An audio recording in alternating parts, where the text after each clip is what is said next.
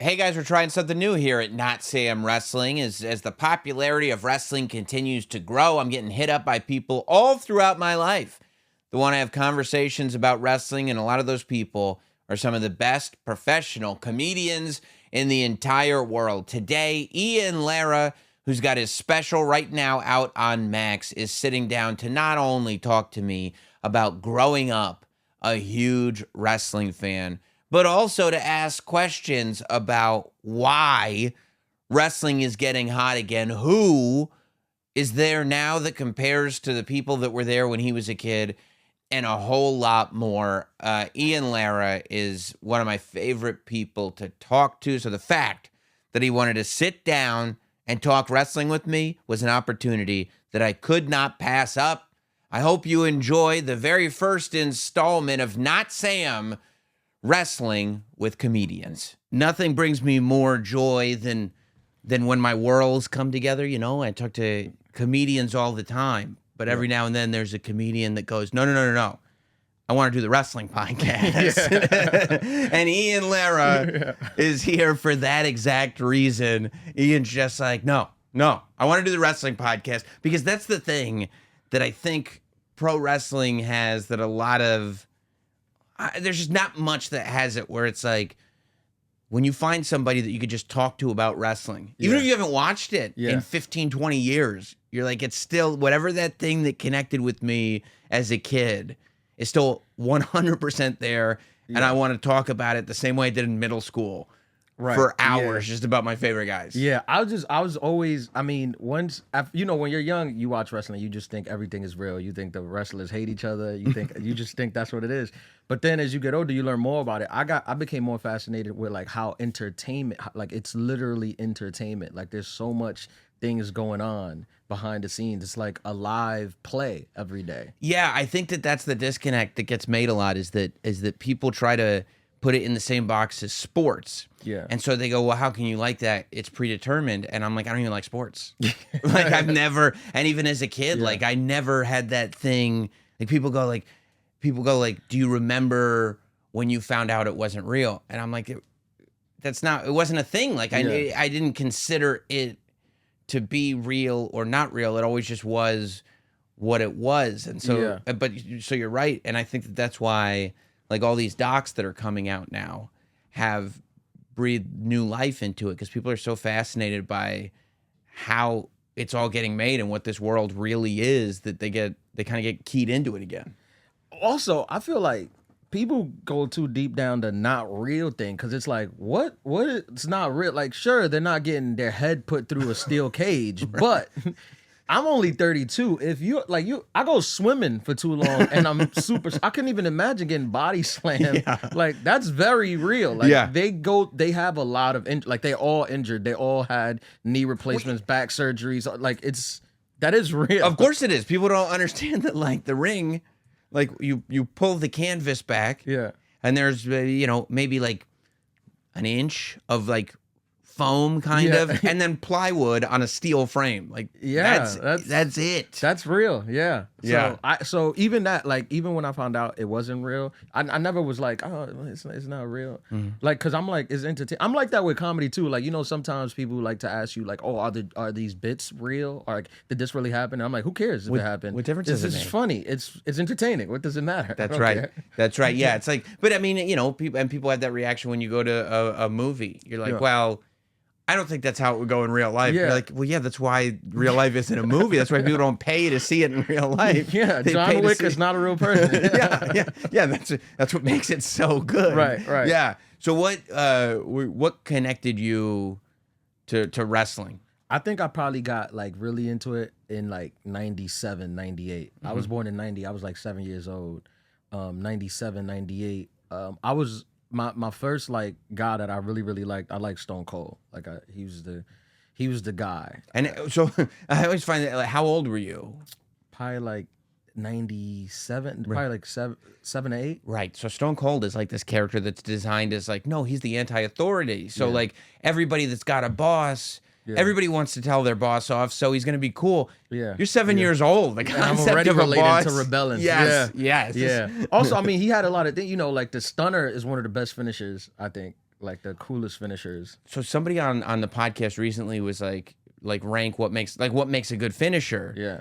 And I was like, really, one of the things that makes a good finisher is, as a kid, can you do it to your friend? Yes. Right? Because you Yes. connect with it that Yes. way. Yes. And I feel like everybody was kicking their friend in the stomach and dropping them. Yes, that's the thing. I was in elementary school doing the stunner. You could just do it, kick them in the stomach. Boom. Also, I feel like you gotta look cool doing it. You know, like the angle slam is nice, but you don't look cool. You know? No, and you have to be really athletic too. Right, Like you have to like when Kurt Angle does it, it looks cool. Right, yeah. And the person has to give, right? Like, of course, that's the thing in the stunner. You don't really have to give.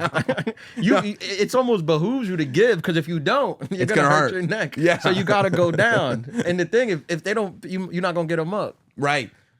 So Austin was your guy. Yeah, Austin was the guy, because, you know, his whole thing was like F you to everything. Like, he would just come out and you just like look so cool. You know, a leather vest. I haven't seen a guy in a leather vest with skulls on him and stunning everyone, stunning the boss. It was. I mean, he was walking around with 2 knee braces and he still made it look cool. Like, oh, I gotta get knee braces. The metal one, I've never seen it since him. I haven't seen that.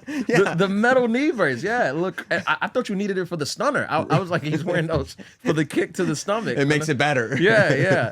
And then The Rock started to take off. I remember, because I remember the early time. I remember The Rock. I remember he was with Nation of Domination. Right. Yeah, I remember him being with that, which was like it was a lot of weird things back in the day. It was like a Nation of Islam. Yeah, 100%. 100%. At first, they tried to like skirt around it, right? Because when they first introduced the Nation of Domination, it was Farouk, who's a black guy, but then also Savio Vega, Puerto Rican guy, Crush, a white guy. So it was clearly the Nation of Islam, but they're like, no, because there's a Puerto Rican guy and a white guy. Yeah. But at some point, they were like, forget it. Just black guys. It's going to go straight Nation of Islam. Yeah. And I do wonder that sometimes, because like I explain wrestling to my kids now, but like I don't have to explain race politics, right? The way like Farouk was like yelling about the white man keeping him down, and I'm like, that's really complicated for a kid.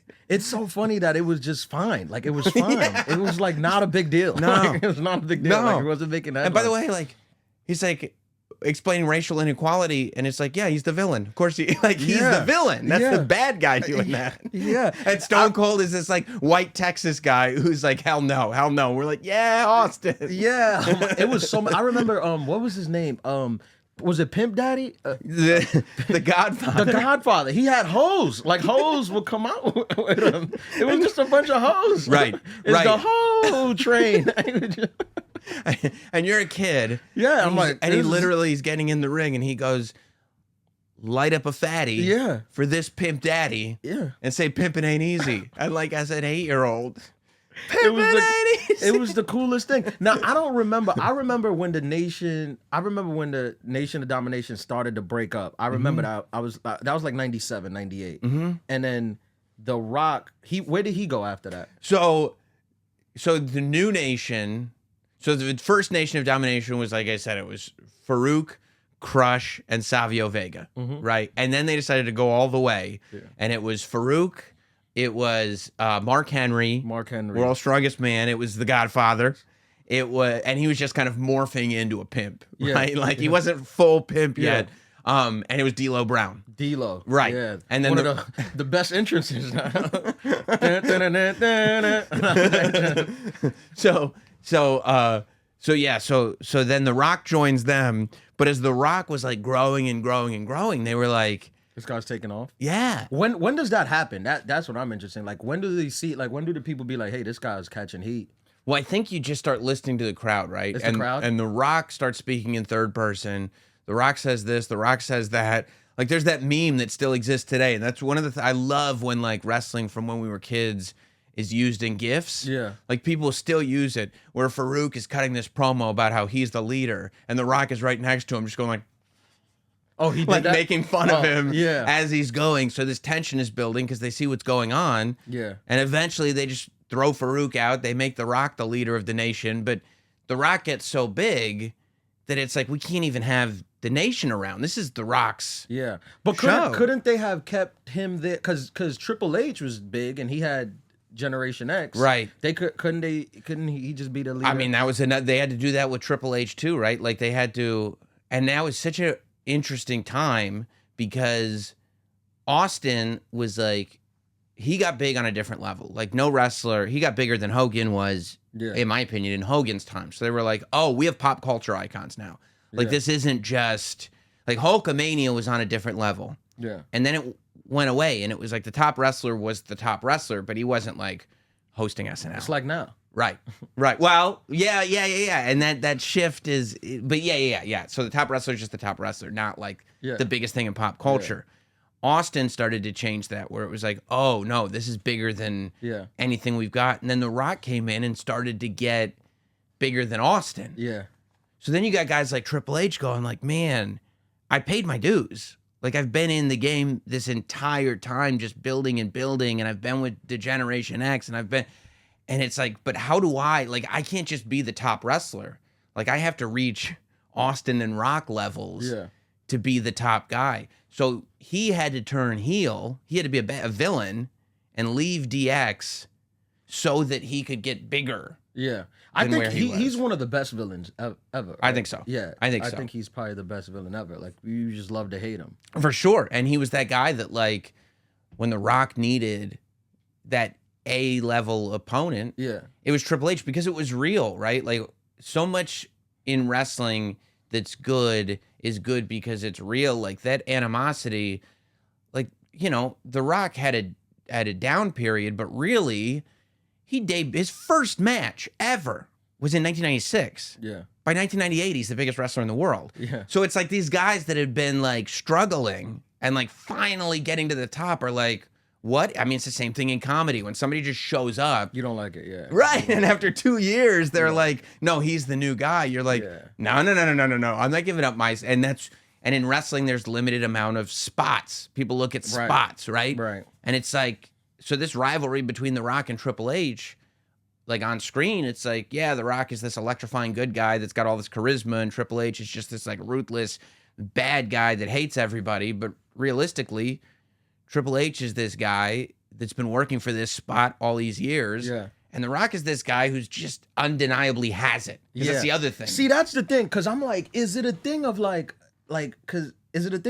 right, he gets the mic one day, right? Like mostly he's like a background guy, right? Yeah, I'm gonna fix your camera. Keep talking. Oh, all right. Mostly he's like a background guy, right? Like he's in the Nation Domination. Farouk is the leader. They're like, all right, this guy, you know, he's 6'5", he's big, he's a good wrestler, decent wrestler, whatever. Let's keep him in. But is it like a thing where like he gets the mic, he gets an opportunity to speak sometime, and you start seeing like, hey, this guy, every time he talks, he kind of No, I think that you get to a point where you go, oh, like in the beginning you go, yeah, and then we'll just put The Rock in the Nation, right? Because everything The Rock was doing before the Nation, it just wasn't working. Yeah. Like they had this vision for The Rock to be this like blue chip athlete, like, hey kids, I'm here, and everybody's just like, go Rocky, go Rocky. Rocky And it's like Maivia days. Yeah, exactly. And culture, like the whole culture had changed. Nobody wanted that good guy. So they're like, okay, we'll just make him a villain. We'll put him in the Nation. I don't know. Right? And that I really think is how these things are planned sometimes. Let's just see if this works. So they put him in the Nation, and then you have to kind of adapt to what that response is, especially in that time. Yeah. Because the WWE's, like, their established stars were gone. They went to WCW. Yeah. So like Hulk Hogan, Macho Man, all these guys that they spent all this time building are gone. Yeah. So they don't have these household names anymore. And then all of a sudden they're like, well, I mean. Yeah. And now, is there like backstage shit going on where like The Rock is like, you know, he's building momentum and he's telling like, you know, the writer, the powers that be, like, hey guys, like, I got heat. Like, you know how like as a comedian, you're like, yeah, you gotta put me in this, I got heat now. It's really interesting because like, and that's one of those like political things. Like The Rock and one of the writers named Brian Gewirtz, who is still with $7 today. Yeah. Got really close. And like Brian Gewirtz was really spending a lot of time with The Rock building these promos and building these stories and everything.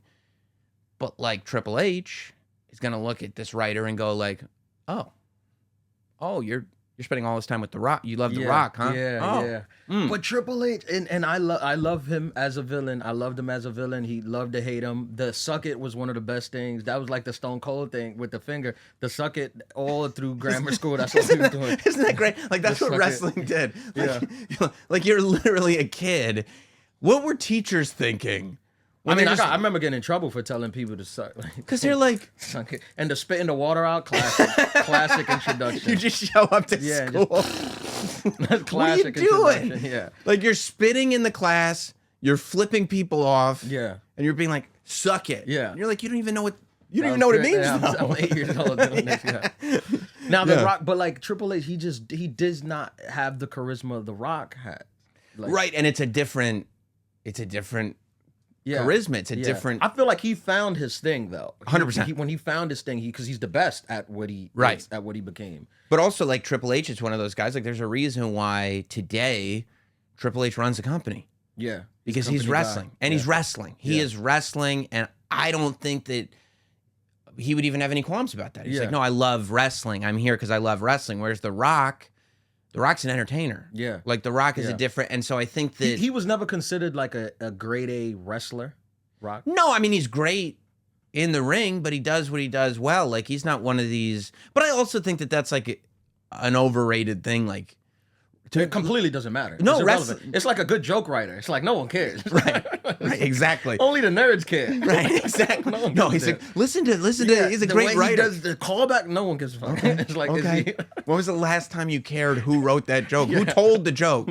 Right, because I like the guy who's telling the joke. Yeah. And The Rock I is feel the like guy. it's that thing with Triple H and The Rock. Right. Where if you're like a wrestling purist, like a wrestling geek, you're like, oh, I see what's going on. I see the intricacies. But if you're just turning on the TV, you're like, no, I like The Rock. Yeah, I mean, we were talking about this off air. I used to watch WCW because WCW had its run. They didn't care. They were just doing whatever, you know. But then when The Rock started to take off, I remember my older brother, he used to control the TV, but we would put on Raw just to watch his opening, the monologue, basically. The monologue. Because that's what it was. Yeah, it was literally just the fireworks would go off. Welcome, we're in whatever. And he finally, The Rock has come back. And you're just like, this is so exciting. I feel like I'm in the room. Right. That was the thing where I was like, this is amazing. But it's also like, The Rock, you have to be a guy who just doesn't care if you're The Rock. Because you know, the locker room will eventually want you to succeed if you're making everybody more money. Yeah. Like if you're drawing, like you just said, if you're making people change the channel from WCW and now you're making business better for everybody, then eventually, they'll come around. But at first, it's like, who do you think you are taking 20 minutes at the top of the show just to talk? Yeah. You know, who do you think you... Right. And I imagine, like, backstage, what's the dynamic backstage? Like, you get so big now, you know, you're not one of the guys no more. You got your own dressing room, right? Like, it's like... Yeah. You're like the star. Well, I mean, that's honestly, like, the most... And that's one of the things I really love that The Rock did this, is that he realized when he started going to Hollywood, it was at a time... I don't think wrestling fans are like this anymore. I think wrestling fans get it a little more now. But when The Rock went to Hollywood... Wrestling fans got mad. Yeah. Because it was like, that's when that you sold out stuff. Yeah. Like that used to be, if you're leaving wrestling for any reason, you sold out, we don't like you anymore. Yeah. So when The Rock went to Hollywood and he came back for like a run, he knew that there was no sort of, you know, rock tricks that he could do to make people cheer him again. So he came back and he was that guy. He was a straight up heel guy with his own locker room, guy who thought he was better than everybody else. And this was after he did the Scorpion? Yeah. When he came back and he was Hollywood Rock now. Yeah. And he came back and just acted like everybody was so lucky to have him there. And he just leaned into it. And that's like one of those keys, and I'm sure stand-up is the same way. It's one of those keys to like, if the audience is in tune with something, lean all the way in and use it, make it part of the story. But in '98, wasn't he Hollywood too? Because I remember he used to have the sunglasses and the shirts, the $500 shirt. Yeah. Well, yeah, that was like there was something charming about that. That was when he was trying to be a bad guy, but everybody was cheering him. Yeah, right. That was when it was like they had no choice but to make him a good guy. Like, so he left the Nation. He became a good guy. He wins the title in 1998 in a tournament, but he swerves everybody by aligning himself with Vince McMahon. Yeah. And he's the corporate champion. Yeah, yeah. And he's the corporate Rock. But that I feel like that helped Stone Cold because as The Rock was taking off, he didn't lose a beat. He was still there was a time they were just both at the top. And that's what people like don't take into account, that while yes, it's great if you have Stone Cold and The Rock at the same time, because imagine all that star power. How do you balance it? Yeah. Where week to week you can maintain 2 stars on that level. It's hard enough to maintain that level with one guy, but we're like, okay, we got lightning in a bottle twice at the same time. They did great with it though. Yes. They did great. Yeah. They're the first 2 to end up having 3 WrestleMania main events. Yeah. Austin and Rock. Yeah. That trilogy. But they weren't even like, I feel like back then they weren't like against each other as much as they could have made them against each other. Yeah. Which again, because and also the thing that's I think fun about wrestling is like the art of keeping them strong.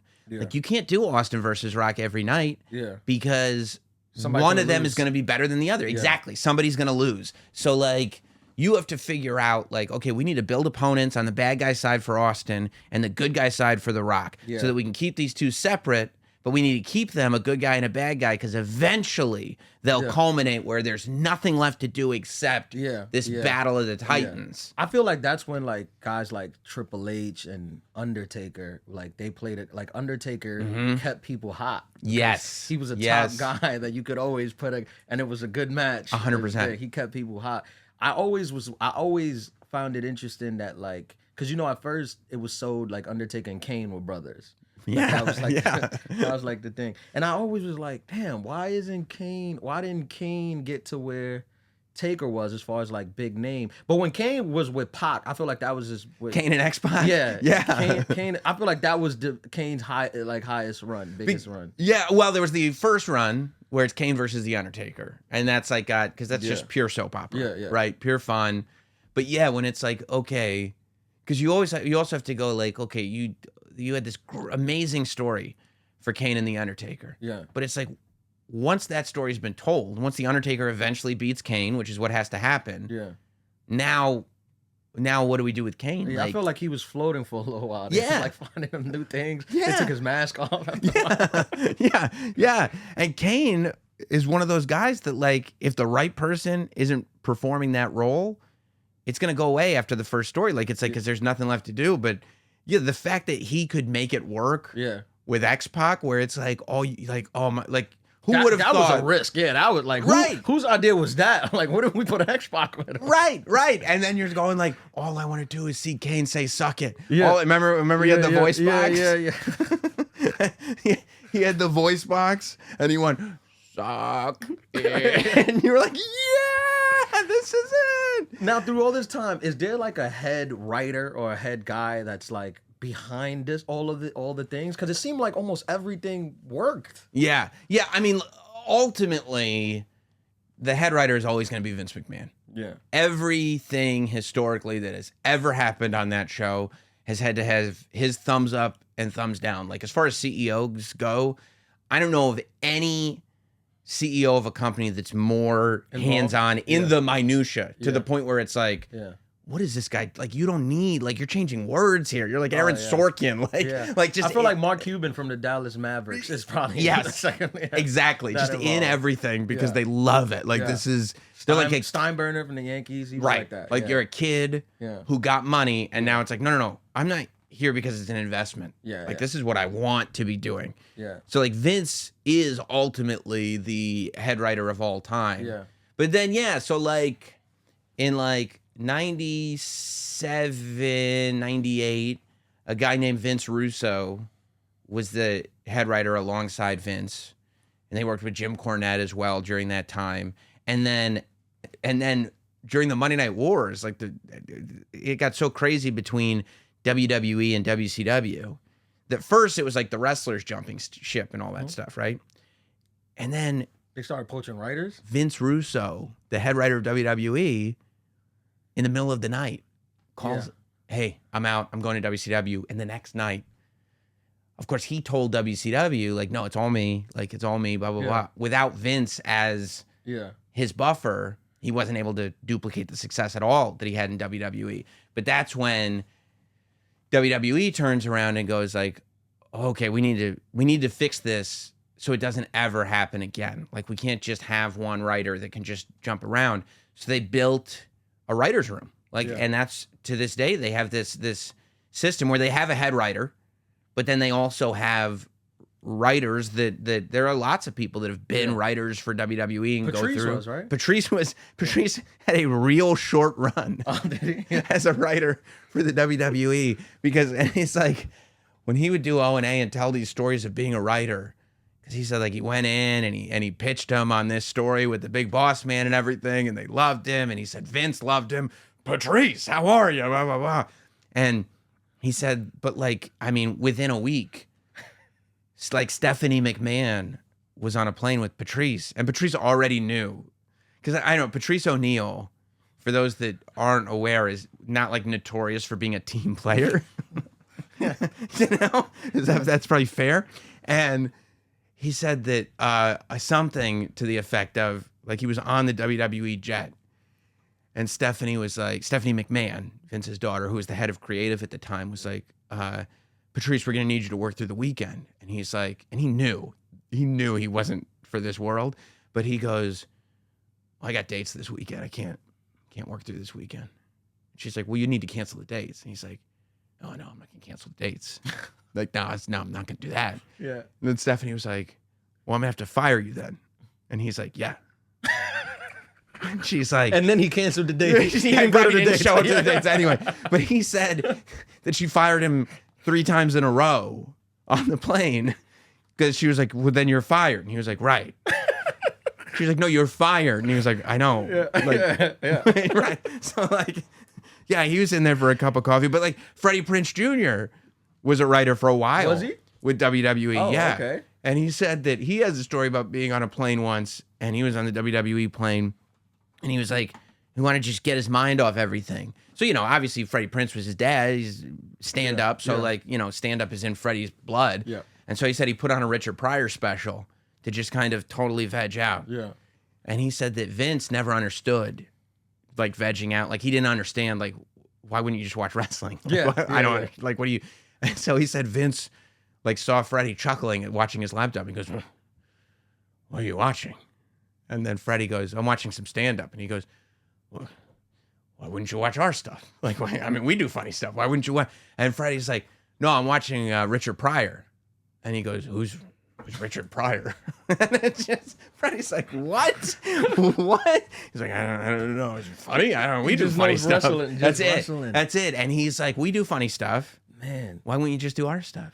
Yeah, that was wrestling always funny? Or did they hit funny like late 90s? So like wrestling, so like Vince took the company from his dad in the early 80s and made it national and mainstream. Like this idea of what WWE was kind of this vision that Vince had. There were territories and like, you know, the NWA and Jim Crockett, who were the seeds of WCW, also were a fairly big promotion, and there was the AWA in Minnesota. Mm-hmm. But like Vince was this guy who was like, he didn't want to be wrestling. He wanted to be sports entertainment. He wanted to be this product that like everybody could enjoy. We want to be, you know, we want to be pop culture.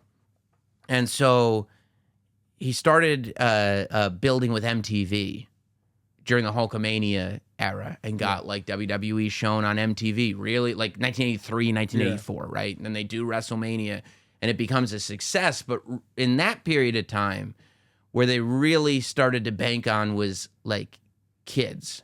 And for whatever reason, adults kind of were into it too. But when you look back, it was like they were building almost a human Saturday morning cartoon show. Where like Hulk Hogan was He-Man and you had all these villains coming in, and it was that thing.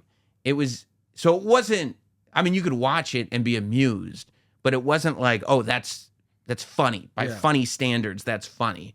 It wasn't until, and then when the Hogan stuff kind of dropped off in like 92, going into 93, all the way up to like 96, end of 96, they were kind of lost where they were still targeting little kids, but they didn't have the Hogans. They didn't have these big stars. And then it was like end of 96 going into 97 where they were like, forget it. You know, everybody's watching Jerry Springer. Everybody's watching Beavis and Butthead. Like, let's be edgy. People want real life. And that's when it started to be like, oh, this is comedy. Is The Rock the funniest wrestler ever? I mean, I think, yeah, in terms of like funny, not by wrestling standards, but just by human standards, where it's like, I'm going to put this on and it's going to be funny. You know, the stuff that The Rock and Mick Foley did together. Yeah. I mean, it like, to me, stands with like... Rocco Sacco? Yeah. To me, it stands with like Laurel and Hardy. Like, Mick Foley, I think, is underrated as a comic performer. Like, he like tapped into something, because he was like this psycho, you know, Mankind with the mask on. His ear was torn off from deathmatch wrestling. Well, that wasn't from deathmatch wrestling, but he had scars on his arms from deathmatch wrestling. Like, he's this hardcore dude. And then all of a sudden, he became funny, but it wasn't like this over the top funny. It was this low key funny where like he would do things like on TV, the characters. Vince was obviously Mr. McMahon was like disgusted by this Mick Foley, like, because it's the antithesis of him, but still knew that he could use him. So he would like gave Mick Foley, Mankind, the hardcore championship. He goes, "This is yours." And then Mankind hugs Vince, and he goes, "Thank you, Dad." And like Vince, I remember that. And Vince has this look on his face. But the idea that Mick called him Dad, to me, but like one of the funniest things, it's these little things that Mankind and The Rock did. This is when Mankind was Mick. But he wasn't Mankind, right? He was Mick Foley. He was corporate. Like Mick Foley had come through, right? So he's Mick Foley now. And like now he worships The Rock. He's got this like hero worship for The Rock. And they have this like odd couple tag team where The Rock doesn't want to be there. But Mick Foley's obsessed with him, almost like a little brother, big brother thing. And like there was one show where Mick Foley got laid out. And The Rock is like, figures out who did it, right? And he's like, I'm gonna go whip his ass. And Mick Foley's on the ground. He's like, "Rock, go out there and win one for the Micker." And The Rock looks down at Mick Foley and he goes, "Who the hell is the Micker?" And he walks off. It's just like those little things. That was a fun era. I mean, again, another hit. Like, who would think? Let's pair up Mick Foley with The Rock. And we were talking about this a little bit before we started recording, how like, and you mentioned it just a minute ago, how you would turn on for the monologues. They did a sketch once called "This Is Your Life, Rock," where it was Mankind, Mick Foley, and he was trying to show his appreciation for The Rock. And he did a "This Is Your Life," except it kept going wrong. Like he brought out The Rock's like, "Coach," and The Rock was like, "You never wanted to play The Rock, did you?" And the coach was like, "Why?" And he like, get your ass on out of here. And like he was like, "This is your like school teacher," and he brought out the school teacher, and he was like, "You remember all The Rock wanted was a piece of poontang pie." Poontang pie. I remember the poontang pie. Oh my god! Now, with those monologues, was it freestyled or was it that? Yeah, a lot of The Rock stuff was freestyled, and he would go way over his allotted time. Because he was making it up as he went. He would feel the energy of the crowd. But like that one is notorious because it went like 30 minutes on this 2-hour show. And it was supposed to go 10. Now, would Vince get mad? Or yes. He got mad at that one. He was like, "What are you guys doing? Like, we're doing a show. We have commercials to hit." He's like, I don't know how The Rock does it. He was like, "You're doing a show." I'm the show. Right. This is the show. Right. And it all changed when, like, the next day, the 24-hour ratings breakdown came back. And it was, like, one of the highest rated segments in the history of WWE. See, after that, you can't tell me nothing. That was it. You can't tell me nothing. And that was nothing. the energy going forward. And they were like, "Vince, The Rock's going over." And Vince would go like, "Yeah. I mean, that's what people want to see. That's what people want to see." As a comedian, like if you never or radio, you know how hard it is to talk for 25 minutes straight without like he's not doing crowd work really. No. Like no one's giving stuff back. And you're in front of 8, 9, 10, 12, 15, 20,000 people riffing. Yeah. Just riffing with another wrestler in front of 20,000 people. Getting to this story eventually. I feel like he would do like 10 by himself. And then you get the interruption, right? And then that was like, I mean, he was doing like it's pretty basic like comedy, like misdirection stuff and like things which, I mean, but in wrestling it was not like, I feel like it wasn't used like the interrupting, cutting people off, and then the wrestler would look stupid. He'd be like, I mean, do you remember like everywhere it was? What was your name? It doesn't matter what's your name. And you'd go to school the next day and you'd get all your friends like. I mean, that was like when Chris Jericho made his debut in WWE. And they had like all... The Y2K? Yeah. And the Y2J problem was here. And there was the Millennium Countdown. And here comes Jericho and he interrupts The Rock and he cuts this major promo and it's this huge moment. And The Rock, like after like, 10 minutes of Jericho talking, The Rock just lets him go, and just takes all the wind out of his sails just instantly by going like, you come out here and you say this. The Rock didn't even catch your name. What was it? Well, it doesn't matter. And boom. That is like a stunner. That's like a Stone Cold stunner. Right there. Yeah. And speaking of the stunner, I feel like even on his, I mean, like I feel like Stone Cold has the charisma too. He's very charismatic. 100%. He's great. But he was more the things he would do. Like he would like, I remember him driving the beer truck and spraying the whole thing with the beer. I remember getting on the forklift when he's on the forklift and he drops it on Vince's car. Right? Yeah. So his remember Vince showed up in a Corvette. Convertible. He filled it with cement, right? Yes. Yeah, he filled it with cement. He filled it with cement. And you were just as a kid, like you're watching TV. And like I remember my dad used to watch with me, and I always knew it was a good segment because it would pop him. Because he thought wrestling was dumb. Except he would laugh. Like it was when it wasn't that the cement was filling the Corvette. It was that the windows were up. The windows popped.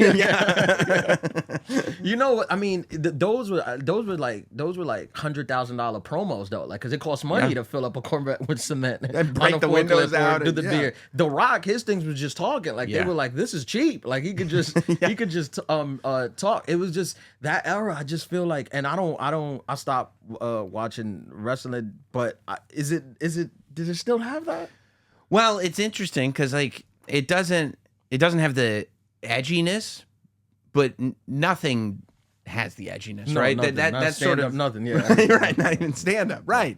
Like that sort of shock thing is gone, and I don't even know if young audiences. Well, I also think their audiences are so fragmented now, where it's like it's tough for there to be a singular cultural wave nowadays, just because you're so exposed to everything that there's just pockets for everything. For sure. Like wrestling right now is probably as hot as it's been since the Attitude Era. Oh, really? Right? Yeah, they're selling out buildings everywhere they go. There's two major promotions on television. Comparatively to the other things on television, the ratings are great. There's independent. It's not what it was though, right? Right, because who's watching TV? Nothing is. Right. How much was Raw getting like in its prime? I mean, millions. Millions and millions of viewers, but it's not dissimilar from like you have an HBO comedy special out, right? Yeah. And I'm sure it's like different. It's not the same, right? From when it was like, I mean, if those numbers that they were getting now, if you had a show that had those numbers, I mean, it'd be the biggest show on. You could write your own check, like this is what the amount of money we want. We want all the money TV has, especially because it's like. We don't have any actors. We don't have any and nobody's going on strike. Nobody. We're going to have 52 original episodes every single year. No best ofs. So they're doing good now. They're good. They're doing good. Incredibly. And Roman Reigns is at the top. That's The Rock's cousin. The real cousin? Real cousin. Legit cousin. And they're playing on that. Like that's the storyline. Like, dude, like WrestleMania now every year does 2 nights in a stadium. They do 2 nights? 2 stadium nights, not arena, football stadium nights. They did SoFi this year, 2 nights. Last year, it was Dallas. Like the Cowboys Stadium, 2 nights back to back. Plus, by the way, the night before. So which one airs? Both nights. Oh, it does? It's a weekend? Yeah. They're like, jeez. Yeah, both of them. Yeah. You get Saturday and Sunday for WrestleMania. And the main event is Sunday's last match. Yeah, but they also have a main event on Saturday. But if The Rock were fighting, he would fight Sunday night at last match. Although, Last year at WrestleMania in Dallas, Stone Cold came back for a match. For a match? So like, I mean, it was amazing to be. I was there for it, obviously, and it was like the most amazing. You didn't know it was coming? Because I'm sure you got insiders. I mean, I figured, right? You did? I try not to ask because I'm a fan. Yeah. And I don't want to, I'd rather just keep that fan perspective. But like, so there were all these rumors that Stone Cold was getting himself back in shape. This was a year ago. This wrestler, Kevin Owens, months before, like January or February, comes out and just out of nowhere is insulting Texas. And you're going, You picked up on that right away? oh yeah. I was like, because he's not doing it by accident. Like I've never seen that guy insult Texas. Were they before. in Texas? I think they were, but he was going heavy on like, I specifically don't like Texas. And I went, right? But you already knew he was getting in shape. And there were rumors of him getting in shape. So it's like you put the two together and you're like, there's something happening here. Now, Stone Cold is probably more so than any other wrestler, maybe in history, certainly more than I can think of right now, protective of his legacy and prideful of his performance. Yeah, he's not going out there. Like his last match was at WrestleMania 18 against The Rock. The Rock, right? Yeah. Or 19. WrestleMania 19 against The Rock. He didn't announce it was his last match. He didn't tell anybody. It wasn't a farewell match. He was just like, I'm going to have one more barn burner and I'm out. Mm-hmm. And it was. And he was out. And so the announcement gets made. Kevin Owens does a segment called the Kevin Owens Show, which is like, it's like the Piper's Pit. It's like the barbershop. It's like, it's a promo segment, but he's the host of the show. The Miz does him. So he goes, at WrestleMania, Stone Cold Steve Austin is going to be on the Kevin Owens Show live in Dallas, Texas. Stone Cold. You're like, oh my God. So I'm sitting there and that's all they announced. And I haven't asked Stone Cold, but personally. You know him? Yeah. But personally, I think, which is like, I can't answer without this like giant smile. No, that's huge. That's huge. Yeah. So, so I'm going like, I'll bet Austin hasn't really decided what he's going to do. Like, I'll bet he's going to wait until he really, really knows. Like, I can go out there and do a promo segment, but I won't advertise that I'm going to be in a match. Yeah. Because I don't want expectations to be in this place that I can't meet. So I go, I'll bet that's what's going to happen. And so they go out, Kevin Owens, it's the main event of night one, right? So after and it was good WrestleMania, but to have the main event of night one of WrestleMania be a promo segment, you're like, what? I mean, something's afoot, right? Yeah, Something's going to happen. Somebody's getting stunned here. Well, that's it. And there were some fans that were like, I'll bet he'll just do a stunner. And that's it. Like, we're just there for the stunner. And I was like, nah, not Austin. He's not coming just. I thought if Austin's just going to do a stunner, he'll do it in the opening segment. Yeah. If he's going to do a lot more, they'll main event with it. And so when Kevin Owens came out in the main event, I was like, oh, baby. Yeah. Oh, baby. And I mean, there's two chairs just like these set up in the ring, the KO show. Kevin Owens is just, to be in that spot that Kevin Owens was in, to be in Dallas, 100,000 people are just sitting there and you're just cutting a promo in the main event segment before Austin comes out. That's insane. Insane. And then the glass breaks. And then the glass breaks. That stadium must have exploded when that glass broke. Dude.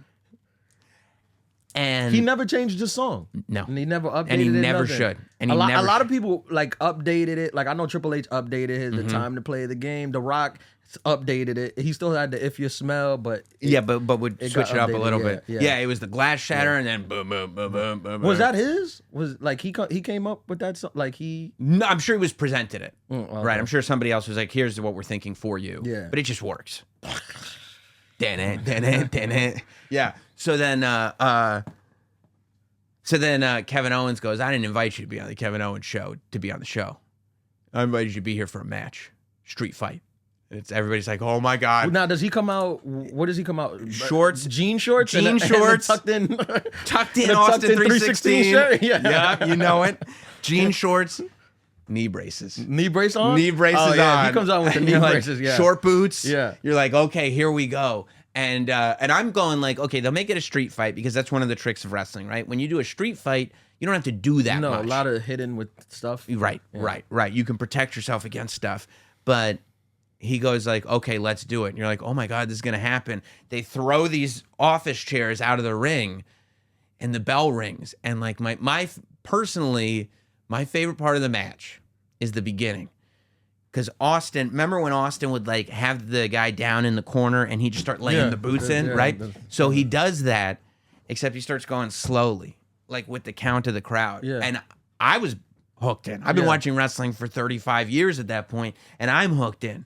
Where I'm going like, oh, I wonder if, like, just athletically, like he's just moving at a different pace. Yeah.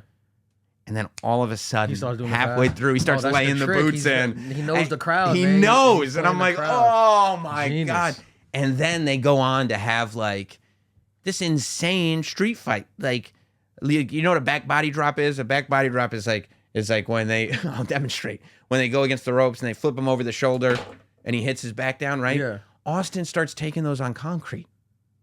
Jeez. And I'm going like, this guy is going all the way with this thing. Like at one point, Austin's on the four-wheeler. He's got Kevin Owens on the hood of it, driving up the ramp, beating each other up on the stage.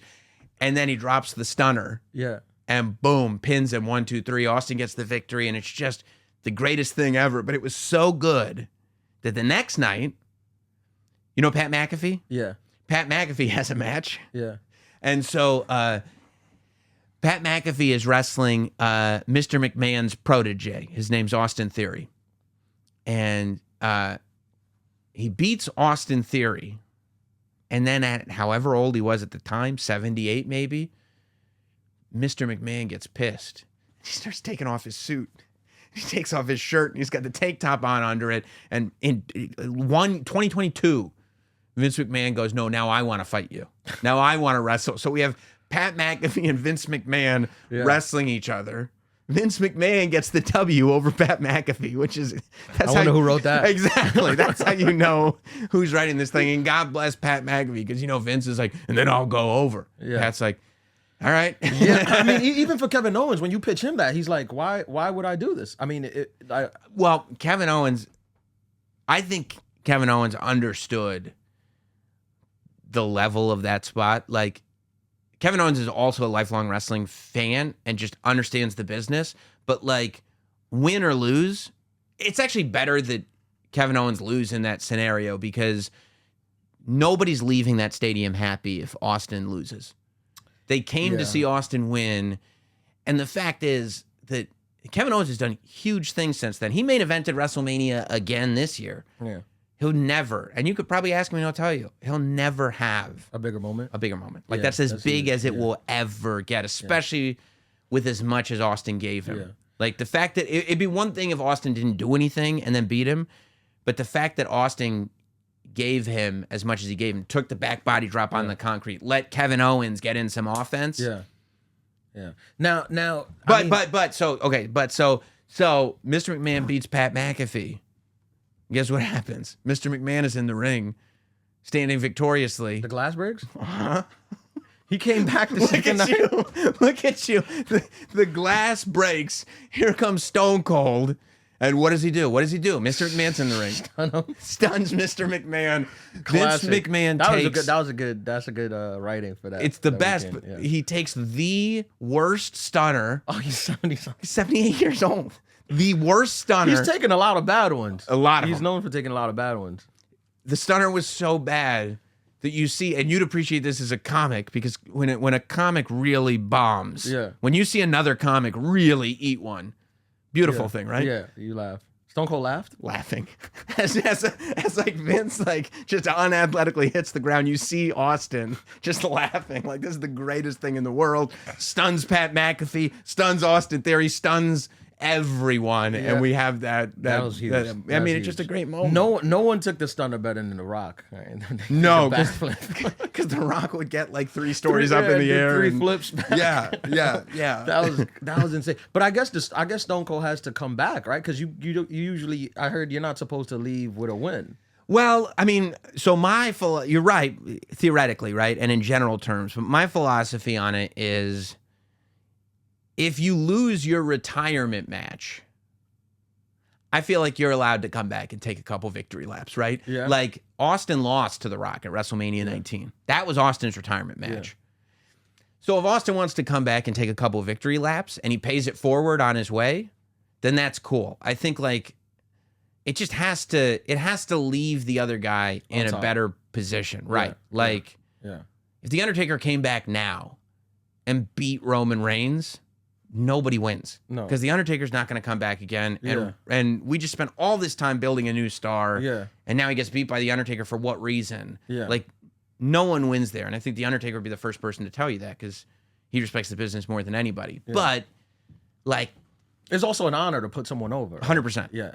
But Kevin Owens, like, he still is riding a high a year and a half later. Like, he hasn't come down from that Austin thing. And I don't think he ever will.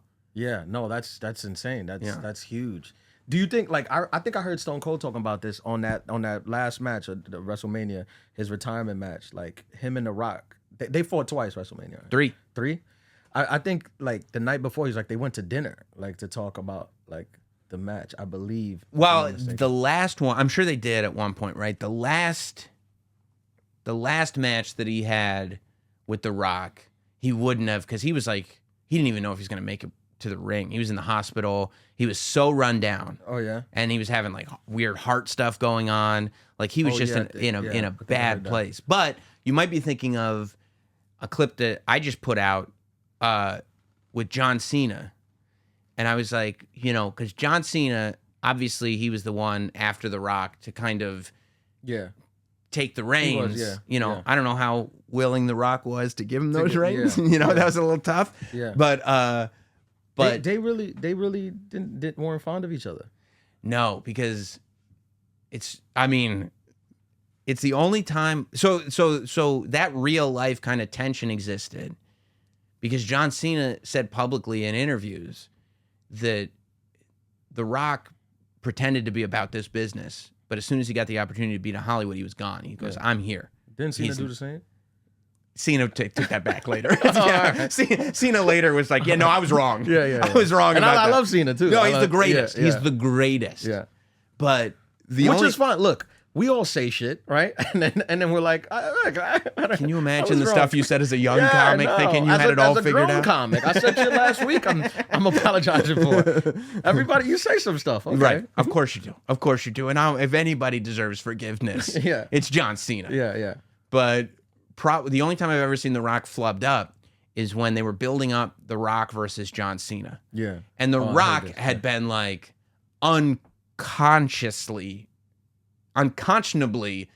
like hammering John Cena, calling him Fruity Pebbles, making fun of his whole act, like doing baby talk for him. Like, I mean, really just running John Cena down. And then there was this one night where they were going to face off. And The Rock had writing on his forearm. Yeah. And you could see it. Yeah. And I asked John Cena about it when I interviewed him like a month or two ago. He came here? No, I had him in Sirius. I'm trying. I'll get him here. Trust me, I'll get him in. I'll get him down here. But he said that maybe 45 seconds before he went out, somebody, and he wouldn't tell me who, like whispered in his ear. Rock's got his promo on his arm. Yeah. And John Cena goes out with a live microphone on live television in front of the arena and TV. And he goes like, well, while you're out in Hollywood, I've been here and I've been grinding and I've been talking to these people every single week and I didn't have to do it with my promo written on my arm. And and he keeps talking and you see The Rock's face. Yeah. And it goes from like The Rock is performing to Dwayne is pissed. Yeah, of course. Right? Yeah, Dwayne, like what did you just say? Yeah. And like it's the only. And I'm sure he's like, do you know who I am? Yes, exactly. You're lucky I'm even here. Yeah, like the fact that I'm sharing. This is an honor. They're calling you Fruity Pebble. That's an honor. That's an honor. That's an honor. And you're trying to humiliate me now. That's what you're trying to do. Yeah. Yeah. And Cena left. Like he said what he had to say. Mic dropped, walked out. So The Rock was alone in the ring. And when The Rock wraps up that promo, it's the only time I've ever seen him flustered. He starts stuttering through stuff. Yeah. Because he's like, damn. I got like he got me and he got me back and he didn't get me like and not like wrestling got me like he was pissed. Yeah. What happened when he got backstage? I mean, I don't know if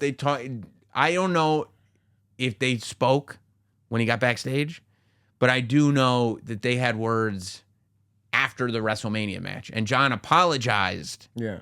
but explained why he thought he had to do it. Yeah, he said he was just taking a beating, right? Yeah. Like he just had to do something. He said to sell the match. Yeah, exactly. He said that he thought that he needed, you guys got to be here to sell this match. Yeah. And he thought it was like this.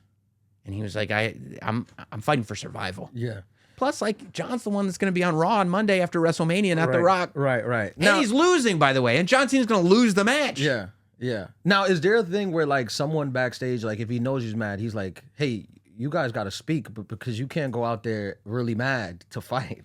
Well, it depends. I mean, sometimes it's like, no, don't speak. Like, go out there. Like, when actors say, like... But if you broke that... Because I feel like there's, like, a professionalism thing there that was kind of broke, right? Like, where you shouldn't reveal that curtain for that part. You can make fun of all the things, but not this, because this is a business thing. This is a, like, yes. You get what I'm... No, you're right. I'm doing movies and stuff. I'm not in it like you are. I'm coming back to build you up, doing you a favor. I have this on my... I don't have to be here. I have this on my thing to help you, because I have other things that I'm right. So if you, I feel like if you're willing to do that, then you got to be like, well, in this match, is he gonna fuck me in this match? right where he's like no, I mean that gets into the Montreal thing, right? That gets into the Montreal screwdriver. That gets into Brett and Sean, which is probably the most heightened. I think with Rock and John, they both knew that, like, look, there's no way either one of them is gonna get to the main event of WrestleMania and get in that ring and take liberties. Yeah. Right? Like, it just... And who calls that match? Rock? I would think that match would probably be fairly well worked out in advance. Like, the spots would probably be worked out well in advance so that, like, they're not calling it as they go. Like, a lot of times you'll just call it as you go. Like, you call it in the ring, and that's why, like, one guy will kind of be in charge of calling it and just like, okay, do this, okay, do that, okay, do this. But, like, when you've got The Rock coming in from Hollywood and it's like, we're building to this one match, I think they probably would figure out the spots that are going to look great. Practice it a little bit. So they get together and it's like, all right, we're going to do this. I would think so. It's like a set. Yeah, I would think so. I mean, I would think that's how they would do it, yeah. Because I think I heard Stone Cold say when he fought The Rock the last time, I think he said they were both calling it. Like, they were calling it. Or back maybe and making forth. adjustments, like, like, this will look good here. Yeah, this. I believe that. Yeah. I believe that for sure. So you got to, like, speak, like, you got to throw your voice kind of, like the audience doesn't see it. Yeah, I mean, yeah, it's one of those, like, when you have them in, like, a headlock, or, like, make it look like you're talking trash, or just know, like, I mean, some people are better at it than others. Like, there's all, like, YouTube compilations of people getting caught calling matches, like, yelling moves at each other and stuff like that. Yeah.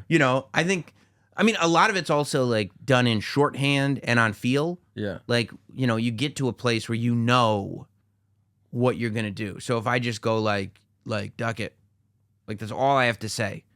And we've got the next 3 moves. Like, we know how we're going to get to a place where I would have to duck it. Have to go. And so, like, all I have to go is go, like, just go right next to you, duck it.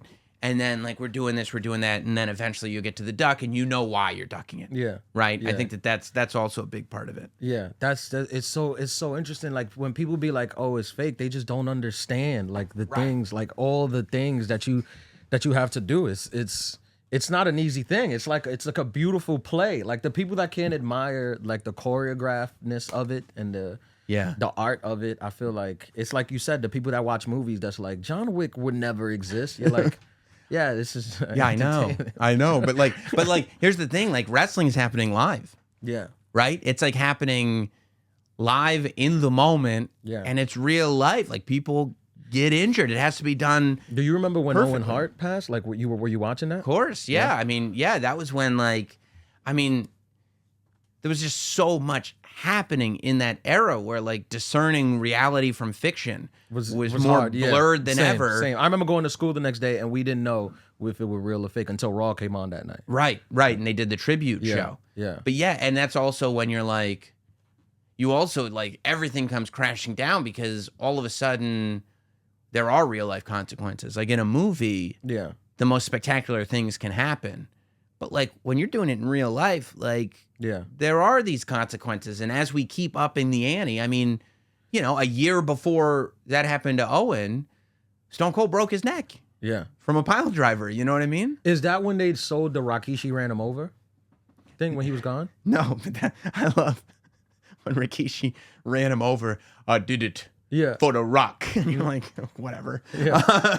He had an injury, though, He did. right? Yeah, that was another. But I think that wasn't the neck injury, but that was like he broke his neck in a match taking a pile driver from Owen, and then he stayed out for way shorter than he should have because he was getting so hot. Like this was like peak Austin. And so he'd come back to do promos. He'd come back to stun like JR and Vince McMahon and stuff like that, and got back into the ring as soon as possible. But he had like all these nagging injuries. So yeah, when Rikishi or Triple H or whoever it was that ran over Stone Cold did that, yeah, he had to go back in to take care of that stuff. Yeah, that was a pretty good way of getting them to go, like run him over with the car. Yeah, I mean, because it was like a whole thing of like who did it, and then when he came back, it was like who did it. That was like they had a storyline ready for when he came back. Yeah, like him trying to find. But it was funny because that's like the opposite of The Rock, right? Where it's like, well, let's put The Rock in the Nation. Let's just see what happens. It happens to work out like incredibly well. Yeah. With Rikishi, nobody wanted Rikishi to be a bad guy. Like nobody wanted him to be a super villain. He's wearing like thong. Yeah, right. It's fun. Everybody's having like just dance with Too Cool, wear the thong, do the stink face. Like I'm having a good time. So it didn't work at all. That was Scotty Too Hottie. Yeah. And Grandmaster Sexay. Too Cool. They was good. They would get a nice spot, like middle of the show. Yeah. Exactly. And that's where people just wanted to have fun with Rikishi. So they had to kind of course correct and retcon it a little bit and go like, actually, it wasn't Rikishi, it was Triple H. You're like, okay, what? Like it didn't exactly pan out. And there are a lot of those storylines, especially in that era. Yeah, where I think now, especially right now, with kind of the Triple H being more so in charge of creative, I think there's a little bit more long-term thought put into where they're going with these stories. Whereas back then, it was just like there was so much happening. Yeah. Let's just figure it out as we go. Let's do this. What if this happens? What if that happens? What if this happens? So like you would have some stuff that was like, this is the greatest thing I've ever seen, and other stuff where it's like, what? But luckily the good stuff outweighed the bad. Yeah. Like now, we're in the middle of a 3-year-long storyline with Roman Reigns. Yeah. Like it's literally been 3 years of the same story. And it's only, and it's not just me saying, like, my personal preference, yeah, I think the story's been amazing and only gets better. But if you look at every metric, like if you look at ticket sales, if you look at pay-per-view numbers, if you look at ratings, if you look at merchandise sales, if you look at every possible metric, it's like, who is Roman to The Rock? Like how are they related? So The Rock is Roman's cousin. So the Anoa'i Samoan dynasty in wrestling is like probably the biggest in terms of sheer size wrestling family. Almost every Samoan in wrestling is somehow related, and they all trace back to this Anoa'i family. Yeah. Like The Rock's grandfather, High Chief Peter Maivia, is, because The Rock's half Samoan, half black, right? Mm-hmm. So The Rock's mother's father is High Chief Peter Maivia. He is an offshoot of the family tree of the Anoa'is, which were the Wild Samoans. So like Afa and Sika, the Wild Samoans, I think High Chief Peter Maivia is their cousin through marriage, I think. But that it's like an offshoot of that Anoa'i tree. You got Afa and Sika, who are also related to Rikishi, and Sika is the father of Roman. So it's not like his sister's son. Exactly. Yeah. No, it gets complicated. Okay. Like the tree has a lot of branches. Okay. Going everywhere. Now back to the Owen thing. Like that entrance, was that not the same? That was Sting's entrance in WCW, right? Yeah, it was a parody of Sting's entrance. Oh, that's what. Like were like Owen was playing the Blue Blazer, who was this like goofy superhero who nobody took seriously. Yeah. He's like, hey, drink your milk. It was almost like he was doing almost what Hulk Hogan did in the 80s, but he was doing it in the 90s, so it was like sarcastic, right? And he's a villain, so they're going to have him come down like a superhero because he takes himself too seriously, and they were giving him Sting's entrance. Like it was a parody of that, and it was just a catastrophic... Did Sting stop doing it after that? I think he did, yeah.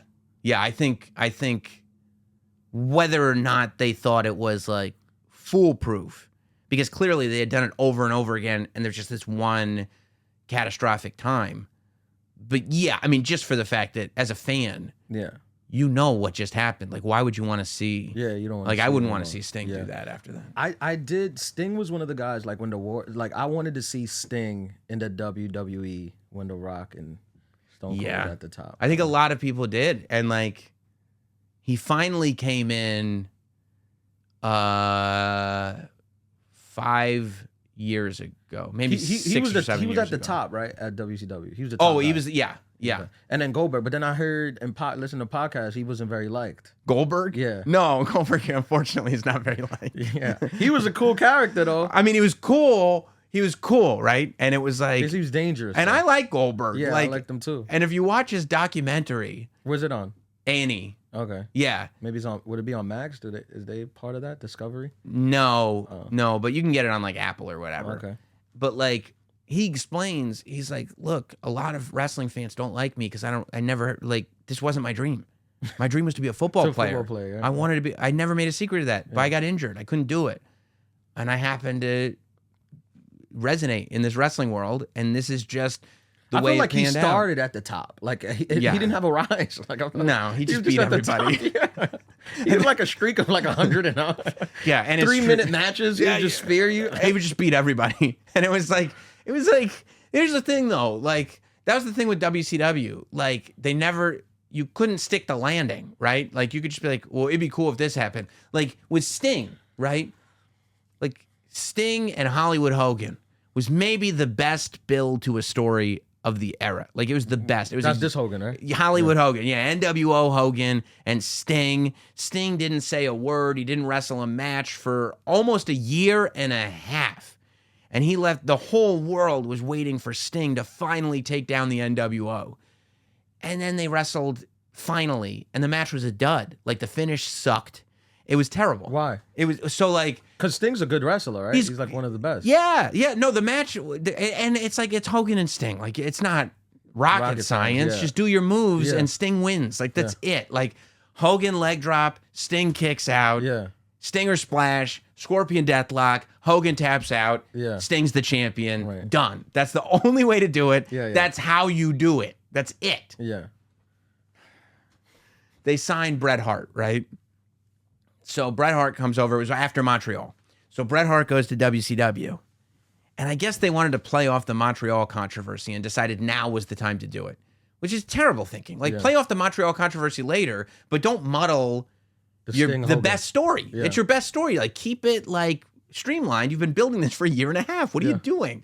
So Hogan and Sting, they're having this match and it's all fine, right? And then the finish is supposed to be the referee does a fast 3 count and he's going to screw over Sting, but then Bret Hart comes out and stops the screw job from happening. Which is already, like, I get where you're going. Like, the guy who got screwed is going to stop Sting from getting screwed. Like, that's interesting. But already, don't do it. Like, it's just, why? Yeah. Like, why? Hogan was supposed to win, though? It got worse because Hogan apparently got in the referee's ear and said, don't do a fast count. Just do a regular count. And so, Because he wanted like a legit win? Yeah. And it's like, But Hogan was also, he was like 60 at this point. and so you watch this match, and as a kid, as a fan, you don't know all these politics are going on. Yeah. So you watch this match, and the referee just does a normal 3 count. Hogan wins. And you're like, what? Yeah. Why would Hogan win? Why would Hogan win? And then Bret Hart comes out, and he goes, I'm not going to let Sting get screwed. And you're like, Sting didn't get screwed. He just got beat. And then they're like, all right, we're going to restart the match. And you're like, why are we restarting the match? And then Sting beats Hogan then and holds up the title. But like, you're sitting there. And were the fans like in the arena? Are they like, what? Like, could you tell that they're like confused? I mean, you still had like a reaction. Yeah. Because then you had everybody from WCW come out and put Sting up on their shoulders. But everybody watching was like, Yeah. See, I feel like now, back then, at least they had the freedom of like, it was happening in the moment. And like now that happens, Twitter will go crazy, threads will go crazy. Like, could you believe this nonsense? This is before the guys get back to the dressing room, they'll be like, it didn't work. It did not work. It did not work at all. Yeah. work. Yeah. You had to wait until you could like read message boards and like the newsletters had would to come build. out. Yeah. They were into another storyline by the time the news got out that it was a bad thing. Yeah. No. You'd have to respond immediately. Yeah, And go yeah. like, how did you screw up this finish that badly? But I mean, you go back and watch it now. You're like, there's no excuse. Yeah. it's There's pretty no bad. excuse. Yeah. Like, WCW, they were taking the risk, man. They were just like, I know they didn't know, and they didn't. it worked for a while. That's what I mean. But they would build and just not stick the landing. Yeah. Like they're like, well, what if we just had Goldberg beat everybody? You're like, well, then, yeah, that'll catch fire, of course. But then what? I don't know. And then it's like, and then you're stuck. So He was literally doing like 3-minute matches, right? yes, he didn't know how to wrestle. He did 3 moves. He didn't know how to wrestle. He was a football player. And I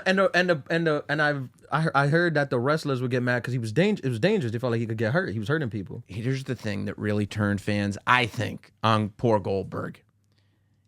And I say poor Goldberg almost ironically because, I mean, he ended Bret Hart's career. Yeah.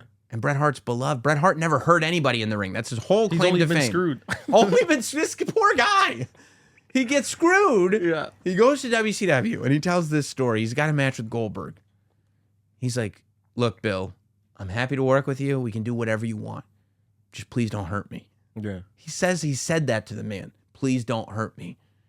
And Bill Goldberg goes, yeah, okay, no problem. I won't hurt you. And they get in there. Because Goldberg used to he's giving himself concussions before he gets to the ring. Yeah. What was his finisher? He had to lift you up. The and then- jackhammer. The jackhammer, yeah. But he would have to psych himself up to get into Goldberg character. So he'd start smashing his head against the wall with no cameras on him. So he was a psychopath. He'd show up concussed. And you're like, what are you doing? So he kicked Bret in the head in a match for real. And he gave Bret a concussion and ended his career.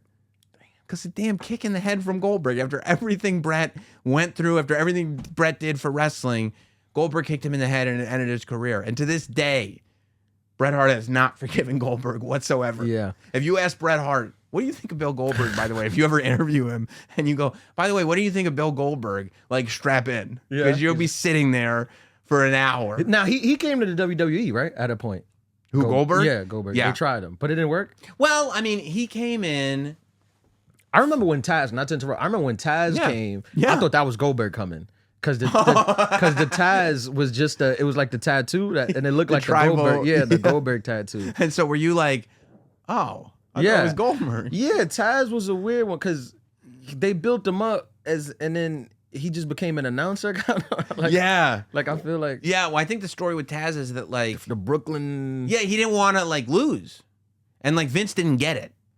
Right? Vince was like, and Taz. Like he wanted the Goldberg treatment? Yeah. And Vince was like, no. And Taz was like, we're at an impasse here because, like, I don't want to, like, I want to, like, in ECW, I was the human suplex machine. Like, I just tore through everybody. And Vince was like, well, we're not going to do that. And Taz was like, but that's what I do. And Vince was like, No, you don't. well, I don't know. You want to do commentary? I don't know. Like, you know what I mean? So, like, Goldberg Was he comes- small too? He was like a small guy. he was short. Yeah. Yeah. But, and I mean, You it can't wor- be small, right? And be like you could be small and be like Rey Mysterio, but you can't be the top guy. well, it's tough. Like, you have to be Imposing. so incredibly gifted, and your connection with the audience has to be so undeniable. Like, you probably heard of Daniel Bryan, right? Yeah. Daniel Bryan's like, I think 5'10". Yeah. So he's an average height for a person, but like for a wrestler, he's not tall. Yeah. But like his connection with the audience is so deep. And I mean, he's literally maybe the greatest wrestler that ever lived in terms of Really? just wrestling. Yeah? Yeah. That like he's a guy that could get past that. Yeah. But you have to be so good to get past that. Could you be like 5'6"? 5'6" is down. That's what Rey Mysterio is. Right? Yeah, but that's his story, right? Yeah. He's the biggest little man. I mean, that's literally why as a kid, I did HGH as a kid because I was a short kid. And I remember Did like you grow? Maybe I'll do some. Yeah. I don't know if you can do it now. You get jacked now. I always though. miss the boat. I'm like Bret Hart. I always You get screwed. always getting screwed. Yeah, but I looked up like who was the shortest wrestler. And like a doctor was like, well, if you don't do HGH, you might get to 5 feet, but probably not. And then he was like, if you do, we might be able to get you to around 5'9", 5'10". To you? Yeah. Which they were right on the money because I'm 5'9.5". But you weren't going to be 5 feet. Bro, I was the shortest kid in school.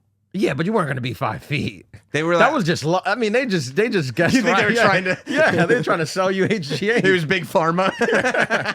Come on, you're not putting on 10 inches.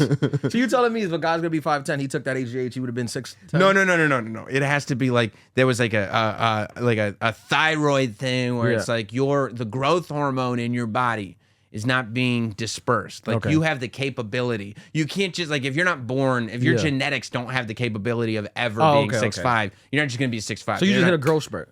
Yeah. Over like 3 years. Grew 10 inches. Yeah. Jeez. Yeah, that's nice. Yeah, it was awesome. But it was like I was looking up who the shortest wrestlers were. And I was like, okay, well, I gotta be around there. Yeah. Because I was still in that mindset of like, that's wrestling is everything. Yeah. You want to do wrestle? You wanted to? Well, I mean, as a little kid. I mean, by the time I got to any age with any kind of sense, I realized that like I don't have any athletic DNA. Right. So, you know, that's out of the cards. Yeah. Well, you could have been Mankind. That's the problem. Like Mick Foley is like such a talented guy. Yeah. That like everybody who's like not gifted goes like, well, I could be Mankind, and it's like, no, he's like 6'4" too, right? Yeah, he's huge. he's a big giant guy. Yeah, he's willing to put his body through anything, and he's got this incredible connection with the audience. Yeah, like he's not a slob. Yeah, and he's also like deceivingly athletic. Yeah, I mean, he would go through he'd go through these long matches that like a big fat guy's just gonna get blown up within 2 minutes and not be able to do anything. He got thrown off the Hell in a Cell and then climbed back up. Yeah. Like a big fat guy's not gonna be able to climb up the Hell in a Cell to begin with. All right, I have 2 more questions. I don't know if you gotta go. Hit me with the 2 questions. First question is there a guy like from that era that you thought that you were like, damn, I wish they would have been able to make him a bigger star? A bigger star. Like from the Attitude Era? Yeah. Because I used to look at guys like, sometimes I looked at like, there was a time where I was like, what's up with Mark Henry? Like, why can't they? Yeah, Mark Henry didn't hit his stride until way after. Like, he did have a run. Yeah. And he was the world champion. Yeah. But it was like the John Cena era by the time. Right, yeah, it was later. Yeah. During that time, I was like, because they had a thing, the strongest man, big. And he was legit. Yeah. The world's strongest man. He still is. Yeah. No, I have weird ones. Like, for me... Like I always wanted Al Snow to be a bigger star. Al Snow. I loved Al Snow because Al Snow was another one. He was like Taz. Yeah. That like in ECW, Taz was the world champion. He was the biggest star ever. Yeah. In ECW, Al Snow was the biggest star. And I was like, Al Snow is my guy. Al Snow rules. He's a hardcore guy. Yeah. I always liked the hardcore wrestling. I still like the deathmatch wrestling. But like, yeah, Al Snow was my guy. Like I still... This is nuts. This is what I use to test focus, like down here in the studio. Yeah, this is literally, I remember like for my birthday when Al Snow was hot. Yeah. I was like, my mom was like, what do you want for your birthday? I was like, a mannequin head that looks just like Al Snow's mannequin head. And my mom was like, where do you get mannequin heads? Yeah. I was like, I don't know. Al Snow found his in a dumpster, he said. But I want an Al Snow mannequin head. And they didn't sell them. Yeah, now it's easy. Just go on Amazon. I get you that. I'm sure. I'm sure. But yeah, so this is this. But you think he could have been champion? I mean, in hindsight, knowing what I know now, I think he achieved what he was meant to achieve in WWE. You know, and God bless. I mean, he's the greatest. Yeah. What does everybody want? Yeah. I thought the Big Show too. I thought Well, I mean, it's interesting. Like WWE, I feel like was a much more disciplined place than WCW. Yeah. Whereas like the Big Show as like Paul White.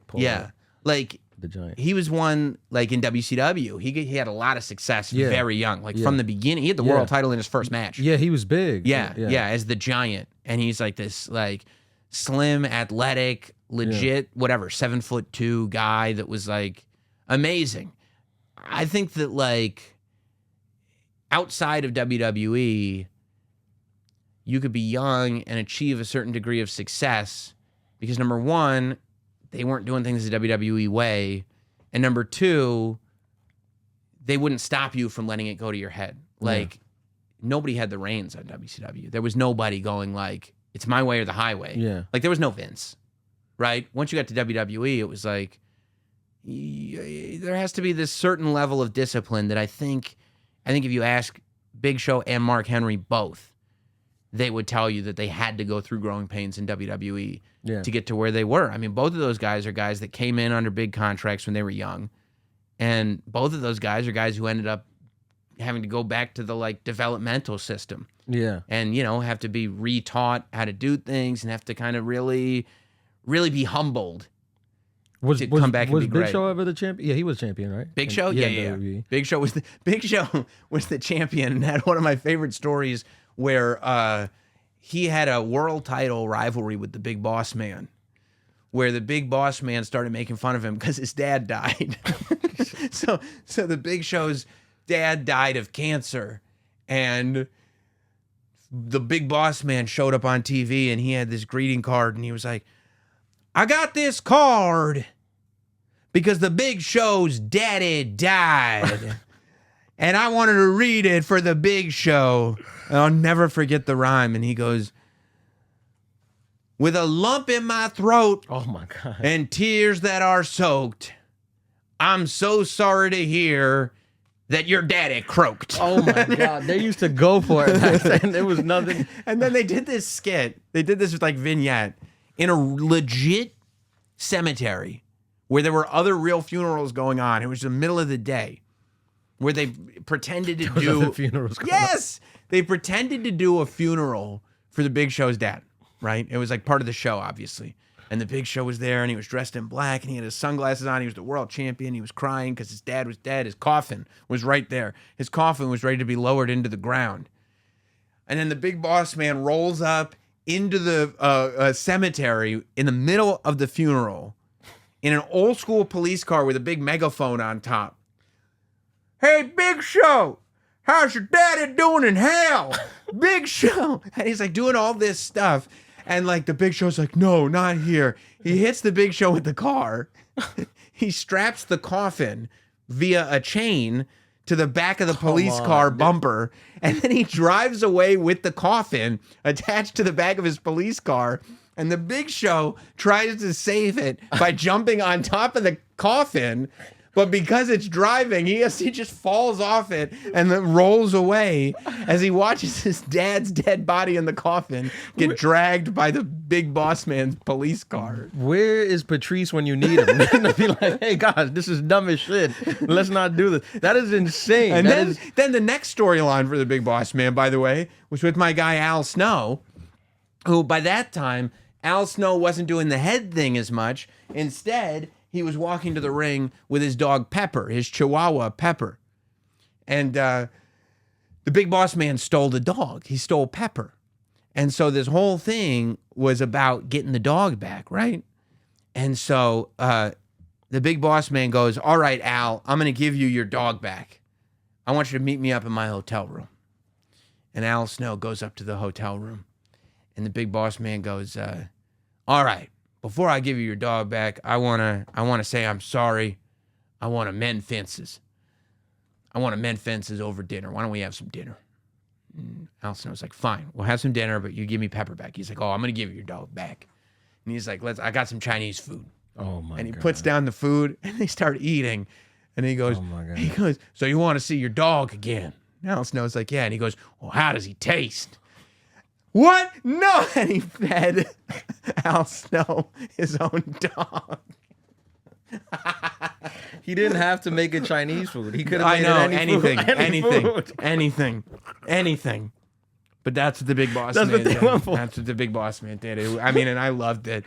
Just outrageous, just ridiculous. Yeah, that is the two insane, most insane promos. Yeah. Last thing. What is your take? Because for me, like in school, other than like the main guys, like the main rock thing, the Hardy Boys were like the guy. I mean, they were like they were dangerous in the sense that like we wanted to do those moves. Yeah. Like what Jeff Hardy used to do. That was the problem, that like the best finishers are the ones you can do on your friends, but everybody was doing swanton bombs on their friends. The swanton off bomb the trampoline. off the top of the cage into the table. I mean, they were like, was there anybody as like wild as them? I mean, Jeff was the real wild one. Jeff was insane, and he's still doing swanton bombs today. He is. I know he struggled. He struggled with like addiction, right? Yeah, substance abuse. Yeah, for sure. I mean, I had like it makes sense because I mean, he went through it. yeah, he like when he was doing those things, it was just it was like so entertaining. Like those TLC matches versus Edge and Christian. Yeah, and the Dudleys. Yeah.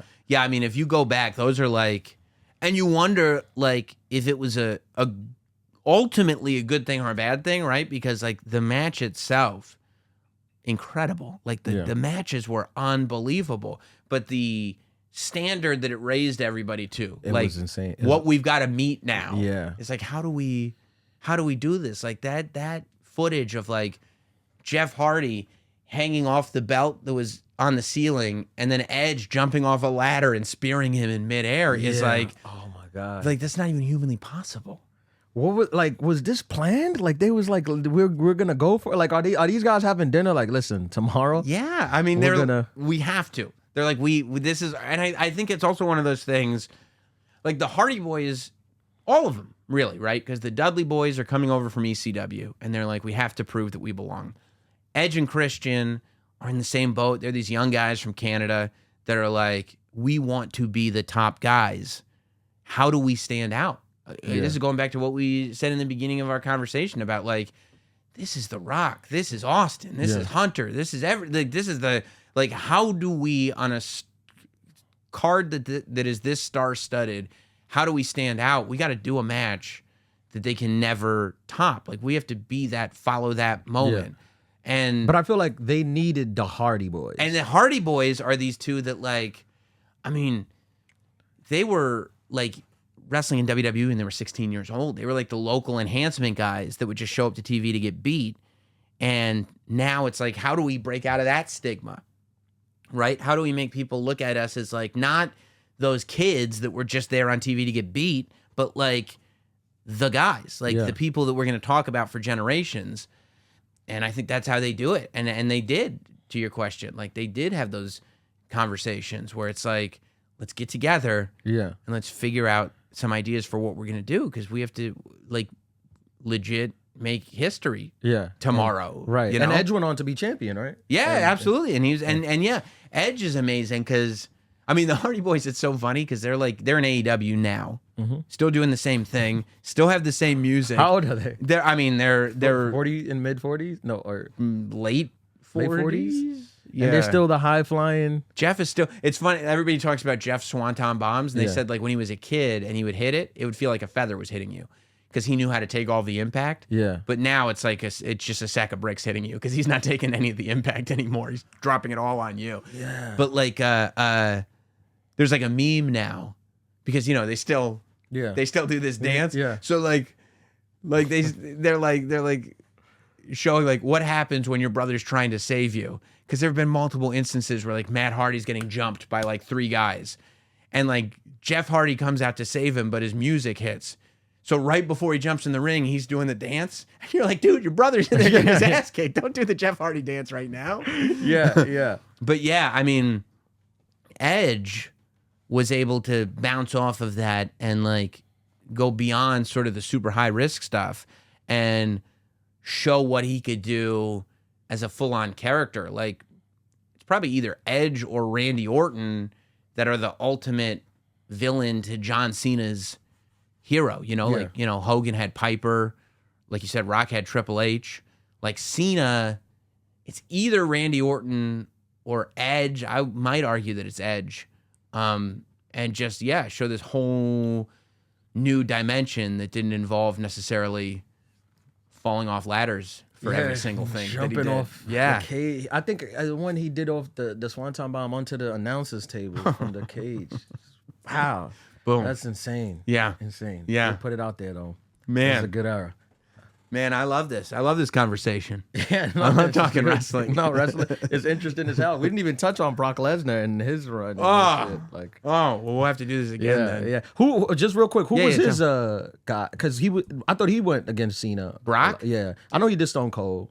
Or that's why Stone Cold left. That's why Stone Cold left, because he didn't want to lose that Raw, right? You're right, just on TV. He wanted it to be a bigger thing.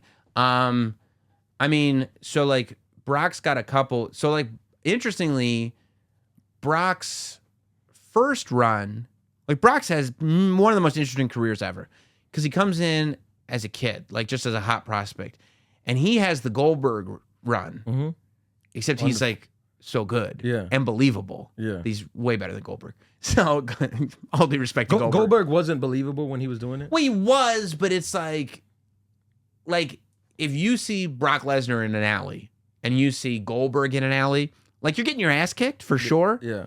But I'd rather take the Goldberg beating than the Brock Lesnar beating. Like, I think Brock Lesnar might eat me. Yeah. You know what I mean? He's just a savage. He's built totally differently. Yeah. So, like, and he was like that from day one. Like, so Brock has this amazing run as a younger superstar, and he beats The Rock at SummerSlam in 2002 to win his first world title. And it's like kind of a shock, because it's like, oh my God, like beating The Rock is huge. The Rock was leaving then. Right? Yeah, The Rock was leaving, and that's back to your point of like, yeah, I'm gonna go back to Hollywood. Let me give Brock Lesnar the ultimate, gift of putting him over, right? So like, him and The Rock was amazing there. He had an amazing match with Eddie Guerrero, and then he ended up fighting Bill Goldberg in his last match. But Goldberg and Brock Lesnar were both leaving WWE after the match, so nobody cared, and the match sucked. But it really wasn't until this comeback that Brock really became Brock. Like, he really realized his potential, because he left. He tried to be a football player. You know, he's never played football. He didn't play college football. Oh, I thought that's how they sold him as. No, like, he was he played for the Vikings, right? Right, but he was an NCAA wrestler, went right to WWE. And then, he made it to be a walk-on for the Vikings without ever playing college football. Like, that's what a freak athlete this guy is. Wow. And then he ended up going to the UFC, winning the heavyweight title in the UFC. Again, like, that's not a thing that gets done. Yeah. Like, CM Punk tried to go to the UFC. He immediately lost, and he's out of the UFC, right? Like, you can't just go to the UFC. Yeah. So then he comes back to WWE, and it's okay. Fights John Cena, loses, beats him, whatever. But he beats The Undertaker's streak at WrestleMania. Right. He, 30 matches in a row at WrestleMania, The Undertaker's won. And then Brock Lesnar beats him, and nobody saw it coming. Nobody. It's probably the most shocking defeat maybe ever. Nobody saw it coming.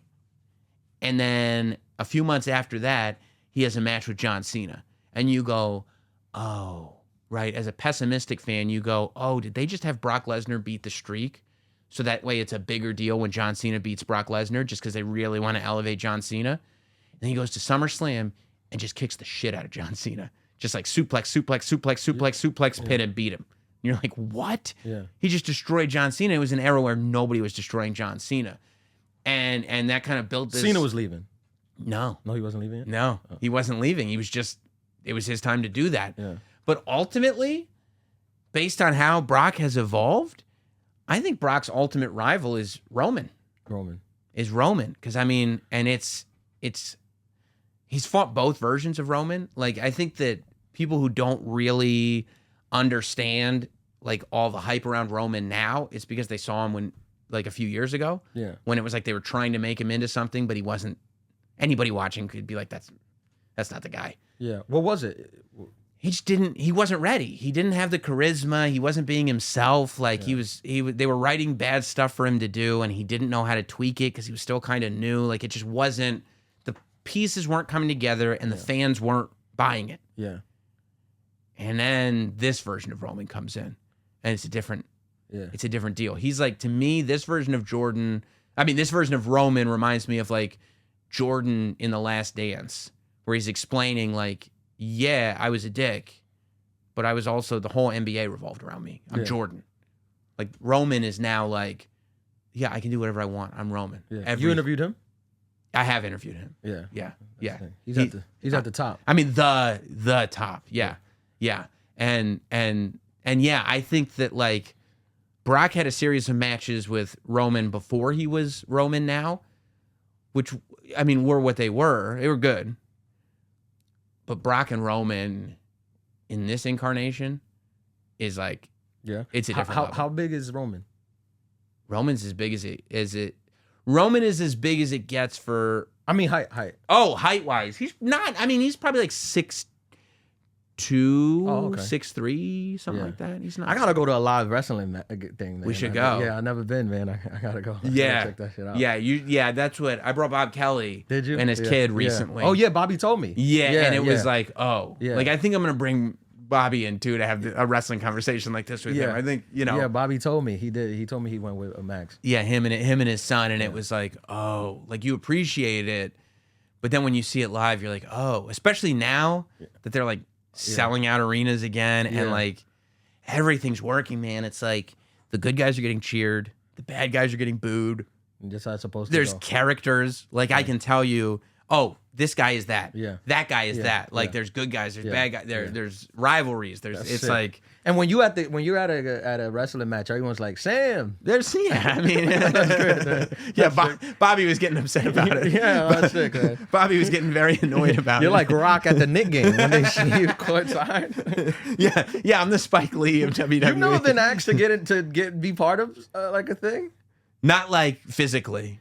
No, but I feel like you could build a storyline behind you. I had there was a minute where like I insulted one of the performers on a WWE pre-show. Okay. And they had the performer like in a promo like kind of clap back against me. Yeah. And I mean, that's haunted me for a long time because it was a female star, Bianca Belair, and she's got like stands. Oh, the stands are the worst. And I didn't know. The stands are the worst. I didn't know about the stands. Oh, nobody man. told me. Don't mess with the stands. I did. You'll have to delete your social media. I mean, it's been years. They're still like, we were, like every now and then, like years. Yeah. I just get one that goes, "We remember." Yeah. I'm like, All right, let me pitch a promo. And this is the promo. All right. If anyone's listening from the WWE, this is what we'll do, right? For Roman and Brock, right? Ooh. We're gonna have Brock here. We're gonna bring Brock to the basement. I love it. Film a podcast, Right. But in the podcast, Right. he's gonna be bad mouthing Roman Reigns, Right. And you're gonna be agreeing.